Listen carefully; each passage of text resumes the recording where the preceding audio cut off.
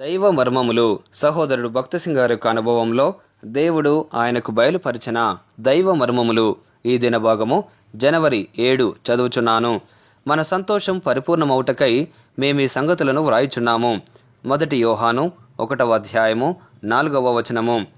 దేవుని వాక్యం యొక్క గూఢమైన మర్మములు మనకు బయలుపరచబడినప్పుడు మనలను బలపరచునట్టి సంతోషము మన హృదయములను నింపును. కేవలము బైబిల్ జ్ఞానమునందు మన బలం లేదు. యేసుక్రీస్తు ప్రభువు తానే తన పరిశుద్ధాత్మ ద్వారా తన వాక్యమునందలి మర్మములను మనకు బయలుపరిచినప్పుడు మనము బలపడుచున్నాము. గొప్ప సంగతులను నేను నీకు తెలియజేతును. ఇర్మియా గ్రంథము 33వ అధ్యాయము 3వ వచనము. ప్రేమగల మన రక్షకుడు తన జీవవాక్యమును మనకు తెలిపినప్పుడు అదే మన బలము కాగలదు.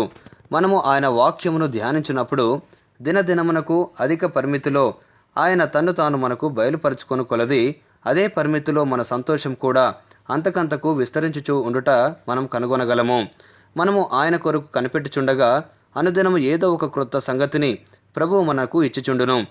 దేవుని వాక్యము మనకు వాస్తవమగు కొలది అదే మన సంతోషము, మన బలముగా అగును. ముగింపు మాటలు. నేటి దిన వాక్యం ద్వారా ప్రభు మనలను ఆత్మీయంగా నడిపించి సహాయపడి సమృద్ధిగా ఆశీర్వదించును గాక.